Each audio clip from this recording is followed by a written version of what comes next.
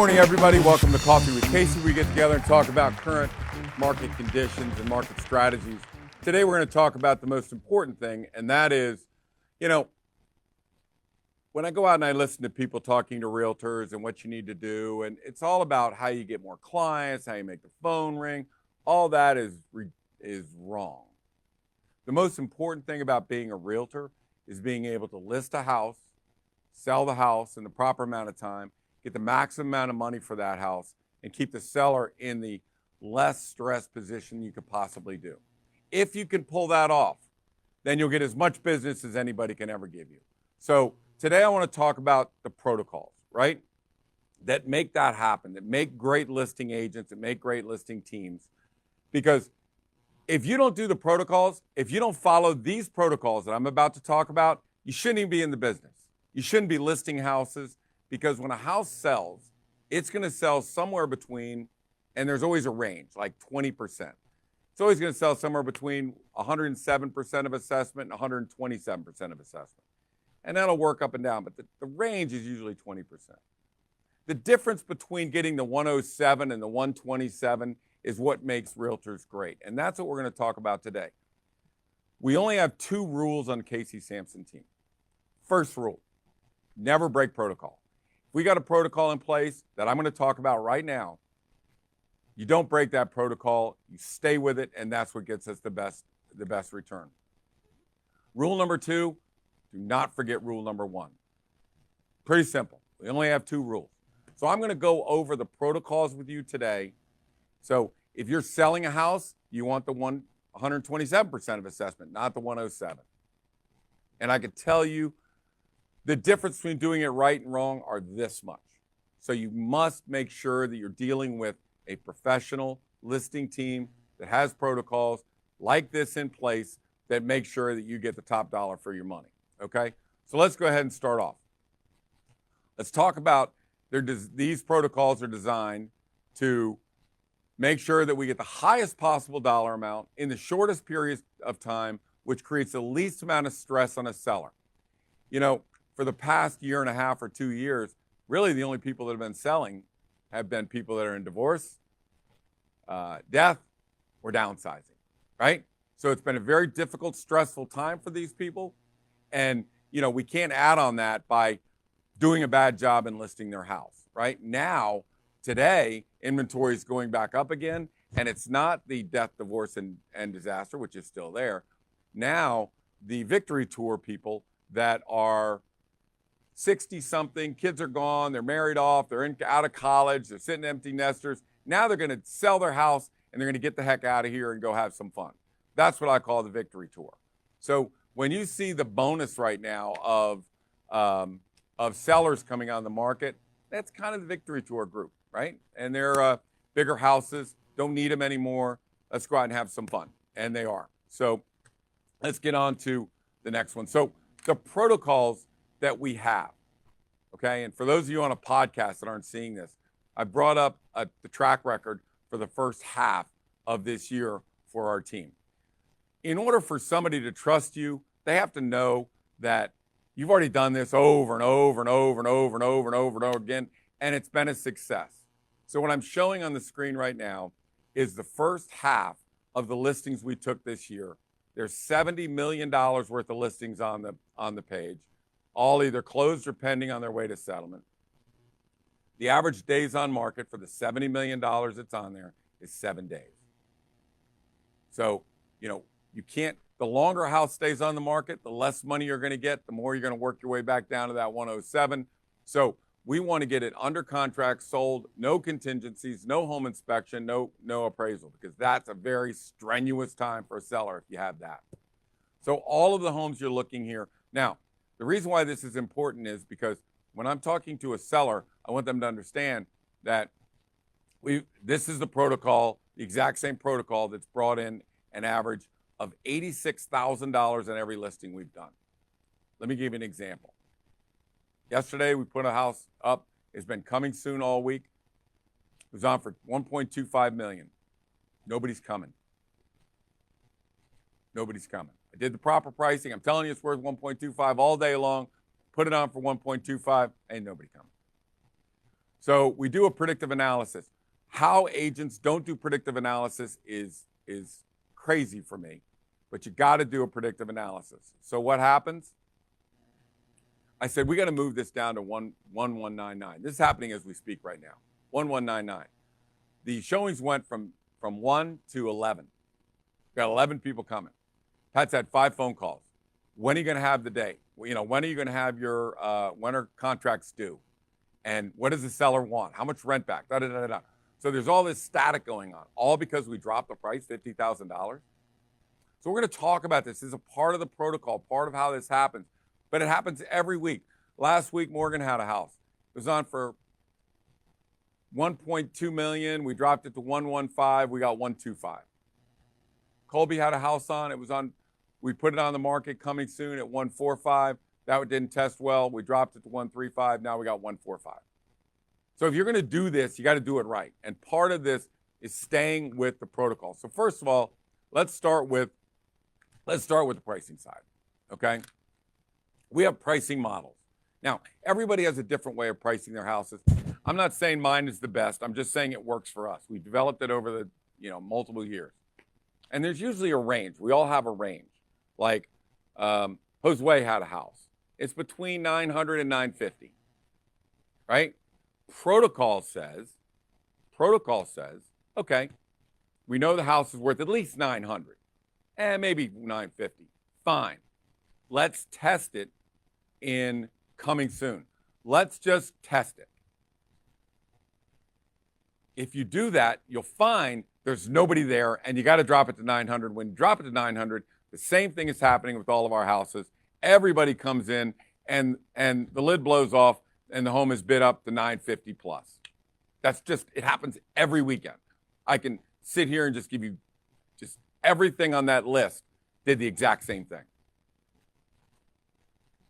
If you break protocol and you list it for 950, you're going to hear crickets. Now, when you hear crickets, it's just going to start that downward spiral. Everybody's going to think there's something wrong with that house. So that 950 is going to turn into 925, then turn into 900, and then it's going to drift into the 800s. You know how I said it could either sell for 107 or 127, right? The higher you put a house on, the less money you're going to get. That's just the rule, and that's the deal. And the thought that agents are not doing predictive analysis is, in my opinion, malpractice. I think I could price houses better than anybody. Kevin's a lockdown, great pricing guy, but we don't know. We got to put it on. We got to test it. If we don't get it, we got to move. And when we move, we know that's the number. Your seller wants this number.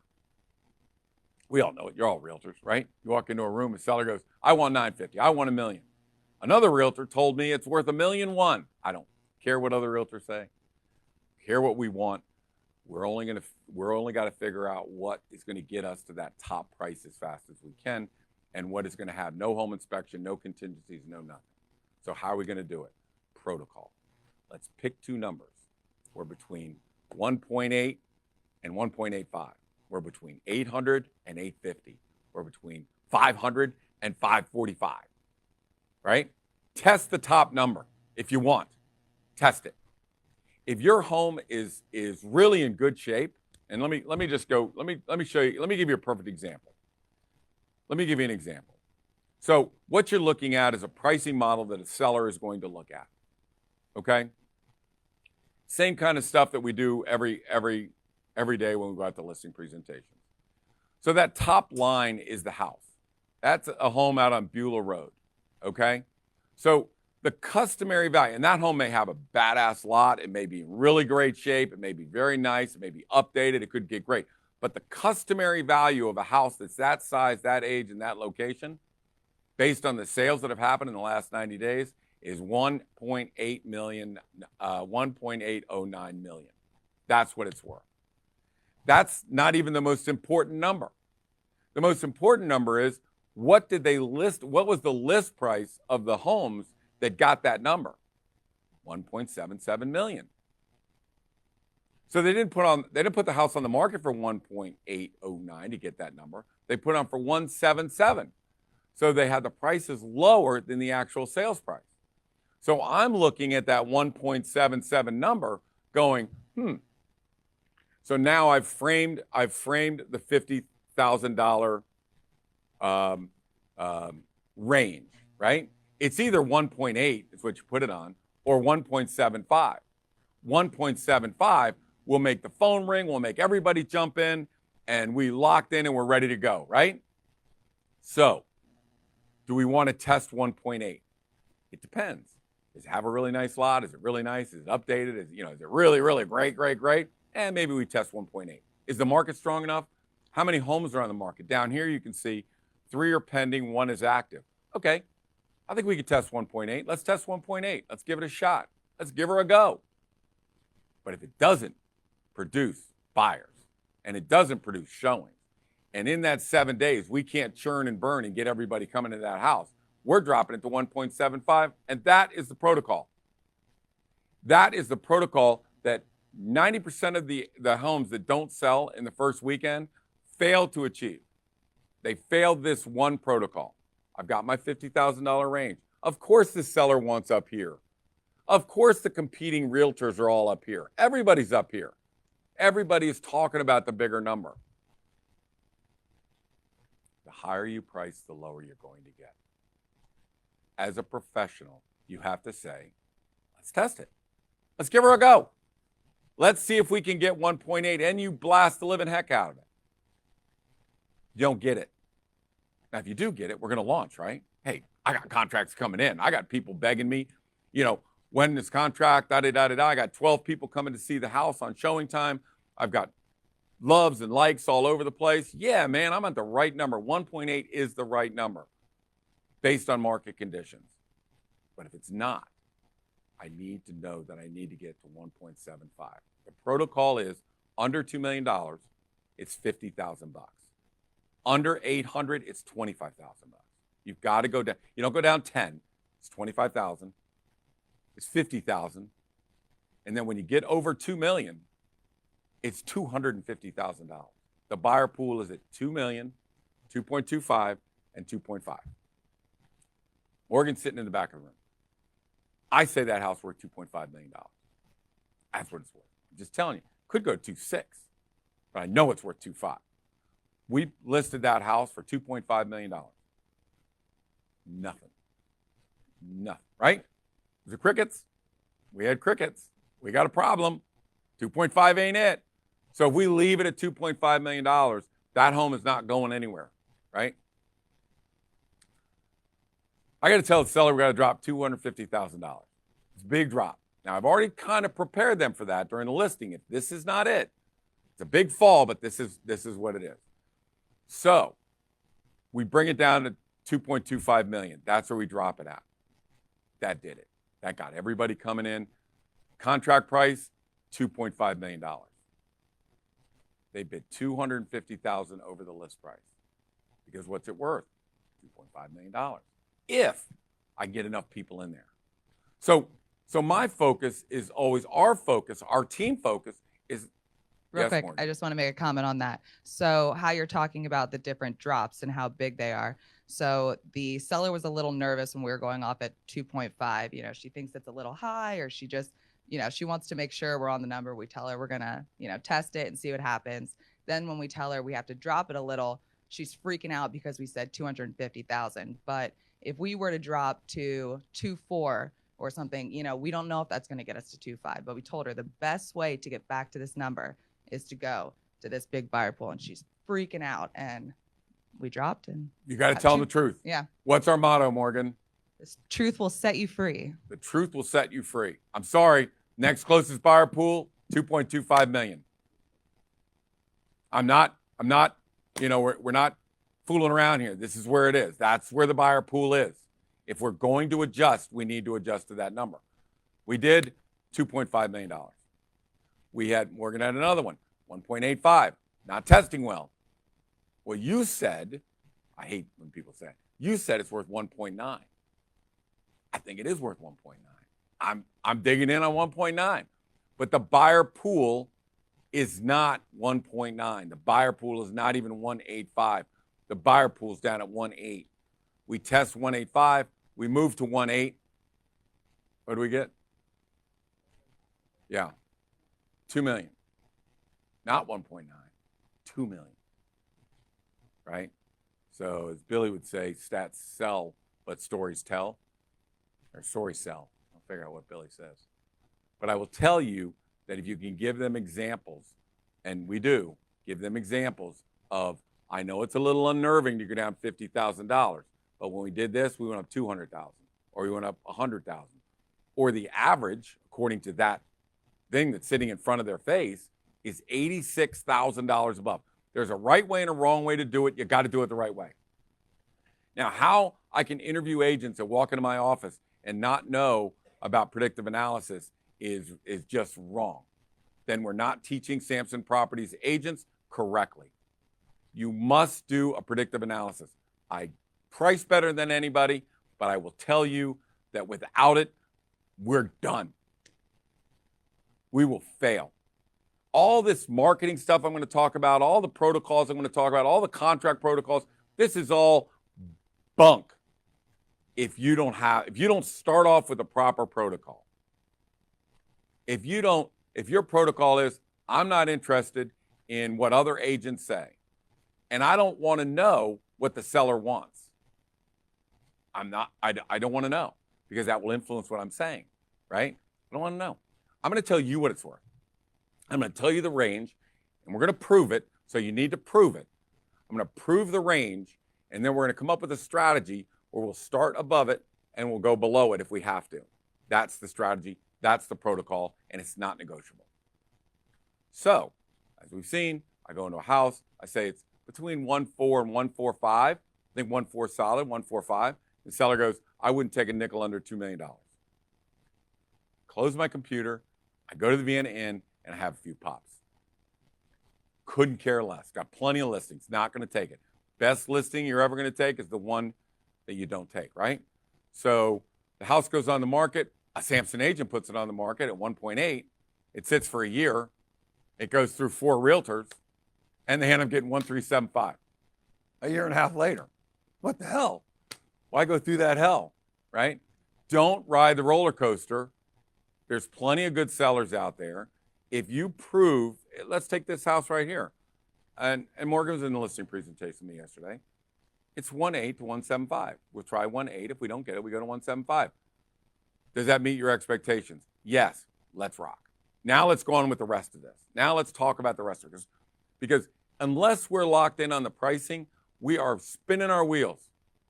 We are just spinning our wheels. So let's just lock this down. So when they're comfortable with that, now we can move forward onto the other protocols. You can't fail on the other protocols either. We got to stay with these, right? So let's go to the next. All right, home prep. I'm bringing up Morgan because she's here, but we go into a house. It's a big house. It's a really nice house. It's really big, and it's really like yellow, right? It's just a tinge of yellow, and I'm like, oh, I know she's going to say it. I know she's going to say it, and it's too big of a house. I'm looking at ceilings going up 20 feet. I'm like, Jesus, don't say it, Morgan. The seller doesn't want to hear it. I don't want to hear it. But the protocol is that's a yellow house or a tinge of a yellow house. You got to paint that damn house. So me, I'm like, God, I hope she doesn't say anything. And she goes, oh, we're definitely painting this house. And I said, and the seller went, what? I just painted it. She goes, you painted it the wrong color.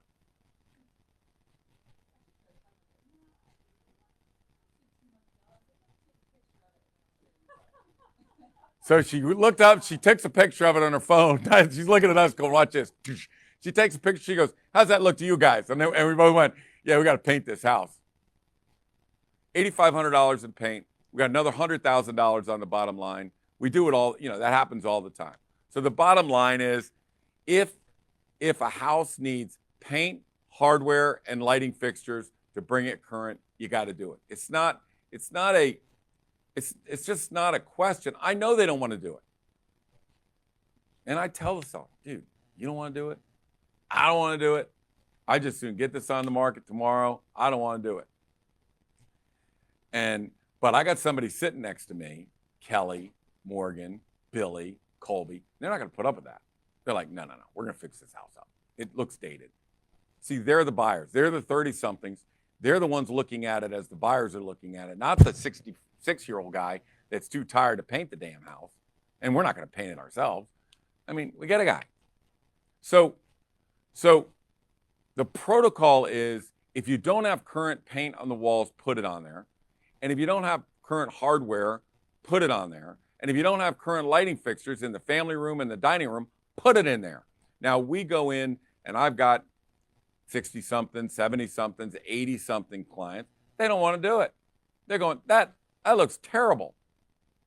Makes money. It's part of the protocol. It makes money. The reason we get 86,000 over list price is because the houses all look like they're current. And a current house goes closer to the 127, not the 107. And we know that. And I mean, they are bitching and complaining all the way to settlement until they get 150,000 more than we thought we were going to get. We're just trying to get 900. We got $1 million. Just trying, please, Lord, can we get 900,000? And we get $1 million. It's funny because every single time they do bitch about it and they don't want to do it. And then when it's done, they're like, it looks incredible. Wow, why didn't I do this earlier? I mean, every single time like clockwork. So let me go forward on this. Protocol. Don't break protocol. Rule number 1. Morgan steps up and says, we're going to paint this house.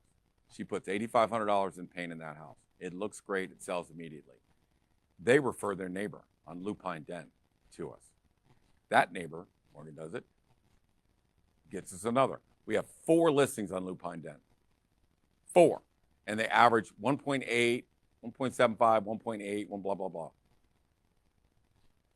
4 of them, because the seller is going, guys, you got to work with this agent. I know they told me to do it, but we did it, and da-da-da-da-da. So Morgan doesn't do it. The house sits on the market. It goes a little bit longer.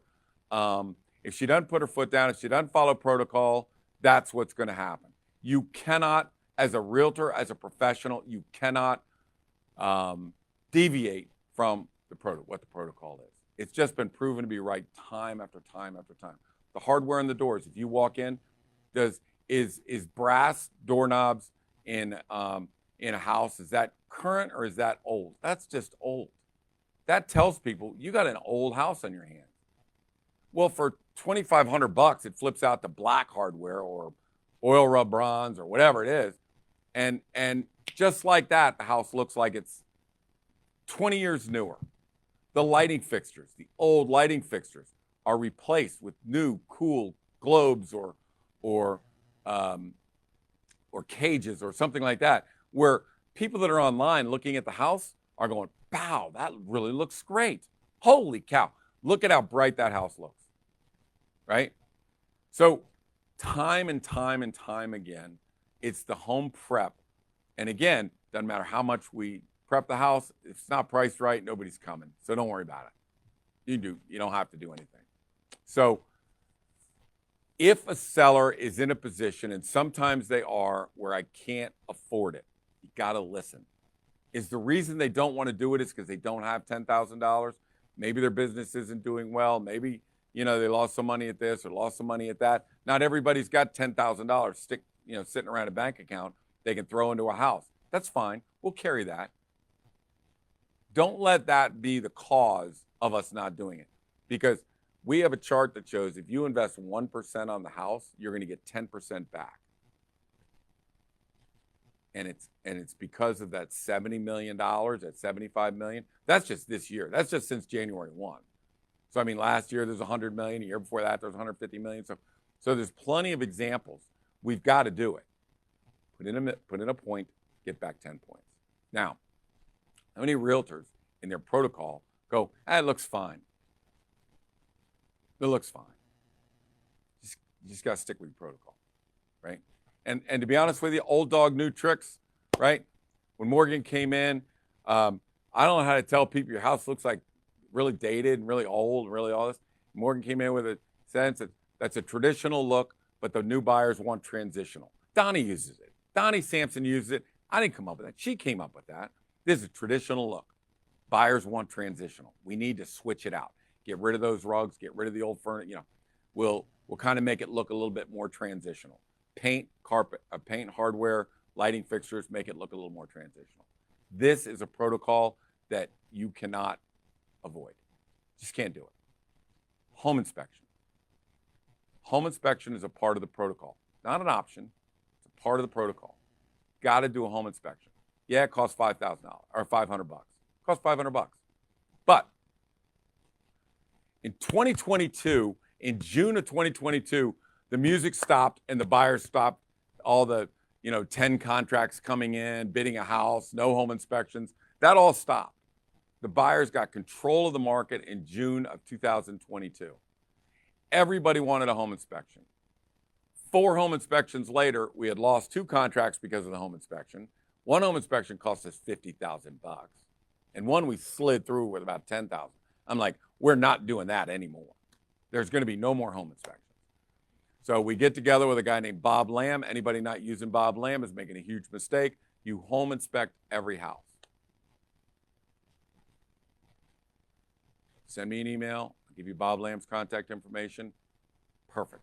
Gives a 100-page report. You bring in a contract, your contract is going to say we want a home inspection.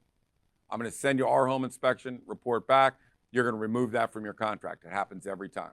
I don't think we've done a home inspection this year, have we? Or I don't think we have. So part of the protocol is we need to remove the one most stressful deal, the most stressful situation a seller can ever get in, and that is somebody attacking his house from a home inspection. They could kick it out because it's contingent, right? For whatever reason, they can walk away on a home inspection, and sometimes they do. They may just, somebody decide, I think we paid too much for that house. Let's get the hell out of here. I don't want any home inspection. I don't want any appraisal contingency. I don't want any of that stuff. So home inspection is a part of the protocol. It's the final part of the protocol. If you miss that step, if you miss that protocol, you're going to fail.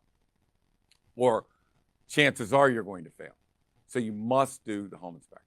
Now, as a seller's walking through, at this point, once you've done the pricing and you've shown them you know what you're talking about as a listing agent and a pricing agent, now they've stopped telling you what we're going to do, and they've started asking you. And as soon as we start asking, then we know that they trust what we're doing, they trust what we're saying, and they'll follow exactly what we're saying. Because what we're saying, for that seller to go from 2.5 to 2.25, can you imagine telling a seller you got to drop your price $250,000? That's really hard. But that was the right thing to do. That was just the right thing to do.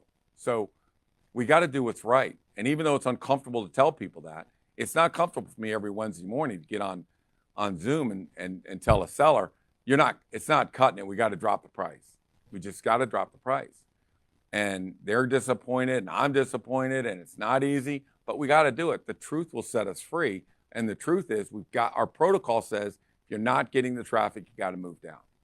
Nobody said being a realtor was easy. It's hard. It's supposed to be hard. If it was easy, everybody would do it. It's like Tom Hanks said, right? Isn't that what Tom Hanks said in League of Their Own? If it was easy, everybody would do it. It's got to be hard, right? So let's move on to the home prep. That is not negotiable. You got to do it. The marketing is also a little more sophisticated, but we target, our protocol is, if somebody's in Vienna, that house is worth $1.4 million. The same house in McLean is worth $1.75 million. That's the spread between Vienna and McLean. So if I'm going to market this house, people in Vienna already know about it. Looking in Vienna already know about it. I'm going after the people in McLean.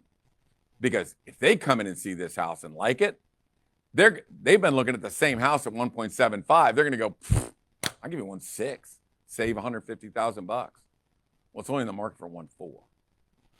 So part of the reason why people bid so much is because they're used to seeing bigger priced houses. Arlington, you come to Vienna, that house in Arlington is $250,000 more. In McLean, it's $400,000 more. So when I tell a seller at a listing appointment, your buyers aren't looking in Vienna right now. There are buyers in Vienna, but they're not going to pay as much money as a buyer coming from DC or Alexandria or Arlington or McLean. Because they see this house, they don't see 1.4 million. They see 1.6.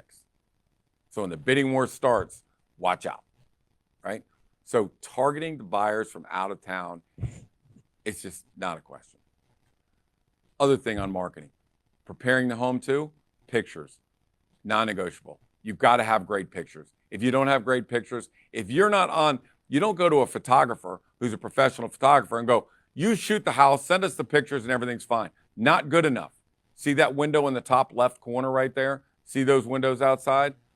When a person looks at your listing online, they're coming from out of town. You've got to, whether they're coming from California or Arlington, it doesn't matter. They've got to be able to look through that window and see what's in the backyard. Those windows are so, those pictures are so clear, you could tell it's a river birch back there. You could tell whether it's a cryptomeria or what kind of trees there are. That's how good those pictures have to be. That's not negotiable. It's a part of the protocol. You've got to have the best pictures going. You have to do a website. You have to do your own custom website for that house. That's a part of the protocol. So if we don't get good pictures, they're not coming. If we don't market to McLean people and Arlington people, then you just wiped out most of your most expensive market, right? That if you break protocol on any of that marketing stuff, you're just not going to get it. It's got to be in there for at least five days. And when I say 5 day soak, I mean, everybody's watched Deadly Catch. They throw the pots out there. They let them soak for 10, 12, 18 hours, pull them up full of crabs. It's got to soak. You can't just dip it in the water and say, well, nobody's there. No, it's got to soak. You got to let them soak. How many buyers is this catching? There's only 2 crabs in the pot. We're in the wrong place. We need a fish over there. I know the fish are over there. So it needs a 5 day soak. People can't call me in 2 days, go, how are we doing? How are we doing? How are we doing? It's like, you got to give it time. You know, people are on there, they're looking, they're sniffing, we're matriculating here, right? We got to get people coming in. So just relax. Everybody just stay calm. Then Wednesday comes. Nobody's coming or whatever it is. That's when we decide and do our predictive analysis. Open houses. Again, not negotiable, right? An open house gives you an opportunity to meet the buyers because guess what? They're definitely coming and their agent is coming.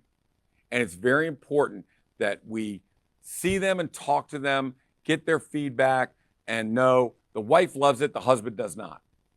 That's not the contract we want. The wife is an engineer and she's picking it apart. If there's 4, you're pretty much going to be on the bottom. You get a feel for who the buyers are that are walking in because we're not dating. Once you go under contract, we're getting married. So I need to know who you are, and we need to get a feel for them. You both love it. And again, this is important. And Steve and I work on this every day, don't we, Steve? Not talking, listening. We ask probing questions. Put any other contracts? Be quiet. They'll start talking and tell you, well, we put in 4 contracts. We keep getting outbid, and we That's you're the people I'm looking for, right? You got outbid. They've learned their lesson. You're my people. We've got to have this house. The kids are in this school. I don't want to have any other school. In other words, they're almost telling you that they're in a box that they have to have this house, right? So we're talking to agents. We're talking to the buyers. We're talking to the buyers' lenders. We're trying to get the information, but that open house is critical because that's what opens it up that we get to meet the buyers and decide we definitely don't want you. And I can tell you we absolutely 100% will say that. We'll have a kind of a red flag up there going, you better watch out. This is going to be a toughie, or this one's going to be an easy group, right? They love it. The kids love it. The kids have picked out their bedrooms. It's in the right school. They've been looking for a year. They're not guessing. They know it. They're coming from McLean. We got them. This is our group, right? So let's say we start getting to this level and we're in a contract, which we'll talk about here in a minute, and we get to this level, then I've got 2 competing contracts, all maybe $20,000 apart. But the best group is in number 2 position. We'll go right to them and go, hey, man, you bump it 20 grand, we'd like to work with you and your clients. But if we do that, I don't want to hear a peep. Clear? I don't want to hear a peep about, well, how about this? We're going to elevate it. We're going to give it to you, and then we'll see you at settlement, okay? And I tell you one thing, the agents, the good agents, if you pick the right agent, you pick the right buyers, won't give you a peep. We'll see you at settlement table. That's it. There won't be one peep. The appraiser could come in $100,000 low. You won't hear a thing. Doesn't matter, right? So the open house will allow you to select the right people and open you up to that group. So, we try and get emails from people, but to be honest with you, I don't want to chase people around. You love the house, you love the house. You don't love the house, I'm not going to chase you around. Now, again, the coaches are telling you, I need an email from everybody. I'm going to track you down. I'm going to tell you, I'm going to give you an email. I'm going to give you a drip campaign. I'm going to do all this marketing to you. That's not the most important thing. What we're trying to do is find out who's the best buyer for this house. Let's sell it to them. And then let's tell all the neighbors that we just sold the house at $200,000 over list price. Now get your listings. Now we're in the neighborhood. One way to do it that we're talking about, one way to get the email addresses for the people, you can have a $50 gift card. You can say, put your name and your email address in there, and they become a part of your newsletter, and they'll always hear things and what's going on and what's new. But, to me, the most important thing about open houses is meeting potential buyers and their agents. That's, to me, the best thing about that. All right, contracts. In this protocol, this is a hard one. This is a very difficult one. But should you fail on this, you got a real problem, right? Okay. Here's where the rubber meets the road. Contract comes in. Does the buyer agent want to do an escalation clause or highest and best offers? They want escalation every time. They're going to come in with an escalation clause. And you got to dig in and you got to say, there are no escalation clauses, only highest and best offers. Only highest and best offer. Now, it's not easy. It's to their advantage to do escalation. Well, I'm just going to leave an escalation clause in. Well, here's what's going to happen. I'll tell them right to their face. Here's exactly what's going to happen. Contract 1 is going to be here. Your escalation could go right to here. I'm going to go right to this contract and say, hey, will you match them? Yes. Okay, we'll take your contract. If you can't follow instructions on a contract, then what makes me think you're going to follow instructions is, remember, we're getting married, right? What makes you think I want to get married to a person that's not going to listen to the instructions, right? I'm going with this contract. And I'll just say, hey, give me $2,000 extra, match that contract, and away we go. And we'll go. I was going to get 1.802. Why wouldn't I just take it from him instead of him? Because this contract is violating what we asked for. And we'll tell it to their face. Now, what does that do? That says, okay, we can't use escalation clause. Let's go ahead and make our highest best offer. 195. Not 1.8 plus 2,000 over the next highest offer. 195. See, that's the deal. You can't break that protocol. You can't break the highest and best offer protocol. We had a house at $1.4 million. They brought it in, 1.4 with a $5,000 escalation clause.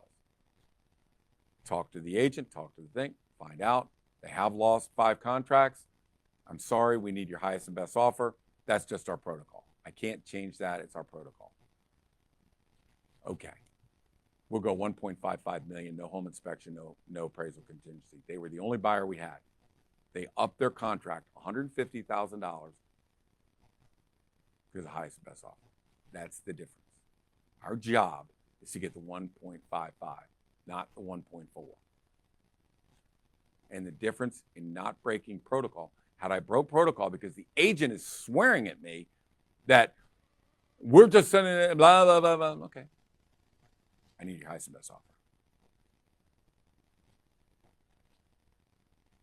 It's not easy. It's hard. But if you establish yourself as a highest and best agent and you're in your territory and your area, and Morgan will tell you that an agent will go, I know, highest and best offers, I get it. I mean, we'll do, I don't know, $40-50 million in Vienna. So they know, they get it. That's just the way it is. So they know that they have to do highest and best, but the sellers also know that we're going to do highest and best, and we're pulling in $100,000 more than they thought Mary and Jim could get for their house. And it's highest and best offers. So I'm not saying this protocol is easy. It is hard. But if you're a professional and you've gained the trust then you need to implement it's not easy for a seller to paint that house. Put up 8,500. I'm telling you, it's a big house. Wasn't it, Morgan? That was 6,600 square feet above grade. 6,600 with 20-foot high ceilings. I'm like, holy shit. We got to Not paint to this mention damn thing. they had painted it a year and a half ago. And Yeah. renovated the whole thing. But they painted the wrong color. So, anyways, I would just say that, and I've gone to Donnie, and I've said that, we have coaches and everybody's getting training, and it's training on how to get clients and how to get more listing appointments and how to do this and how to do that and how to that. We need, as Samson Properties agents, need to understand there's protocols in place, and if you violate any of the protocols, you're going to fail. And maybe not fail, but you're not going to get the 127. You're going to get the 107. It's going to take you 30 days. Is the seller happy? Nope. They're not happy. And to interview agents that come in and say, did you do a predictive analysis on this? And look at me and go, what's a predictive analysis? I can't function. I'd like to, well, whatever. I'd like to put up the chart. And I just ran the last quarter because we had a pretty good quarter. We did like $45 million in the quarter. So I just wanted to see what the other teams were doing, just to see, are we having a good quarter? Is everybody having a good quarter? What is it? It's 45 when you include Johnny and Ferris. And the next closest was 10. And then Natalie had 10. Carolyn had 10. And then it was a bunch of 7s and 8s. The protocols work. That's what you have to do. The protocols work. From the 45 million a quarter team telling you need to do the protocol. Make sure you have a price range when you walk in. You are not asking for their opinion. You're doing it, you know what the price is. You come in with your range. You can validate the range. Don't look at the customary price. Look at what they were asking when they got the customary price. Let me just give you one example. We had a house on for $1.2 million. I thought it was worth 1.21. I put it on at 1.2 because the buyer pool under 2 million is this big, over 2 million is this big. So I said, we're staying under $2 million. We got 2.28 million for it. 280,000 over list price. Lillian calls me up and goes, what'd you get for that house? I said, 2.28. Love to tell her. 2.28. Because I knew she was going to put it on for 2.2 or 2.25. She put her house on for 2.2. Sat in her own neighborhood. Sat, withdrawn. 2.2. It's not where you ended up. It's where you started. And if you don't get that concept, right, then it's a problem. So where did it start? Where were they asking when they got that big number? That's where the buyer pool is. It's not the value. It's not where you think it's going to sell for. And I'm going to tell them that. I think it's going to sell for 1.9 million. But that may not be where the buyer pool is. Let's try 185. It's not there. Let's go to 1.8. Got it. Okay, we'll get $2 million. If you follow the protocols, and just don't come in here and listen, okay, thanks. If you follow protocols, if you know protocol, if you listen to it and get it and understand it and work with your sellers through the protocols, you will sell all your houses. They'll sell in the first 7 days. They'll sell it $80,000 higher than everybody. You tell all the neighbors about it. The neighbors are excited. They think you're a good agent. They're going to hire you because you're a great listing agent, not because you got their name on the internet and Zillow, you bought names, you bought leads, and all the rest of that bullshit. You get business because, and again, I'm going to authenticate it by the number of listings that came through in the quarter. The best way to get business is be a great listing agent with great protocols. Sell what you have, sell it fast, sell it at high numbers, and then tell everybody about it. And that's the way you go. My name is Casey Samson. You've been watching Coffee with Casey. Today we've been talking about the protocols that are really, to be honest with you, not negotiable. Really, you have to have all your protocols in place if you want to get the highest number for the listings and you want to have the less stress on your sellers. You can reach me at casey@caseysamson.com or 703-508-2535. We'll see you again next week on Coffee with Casey. Bye now.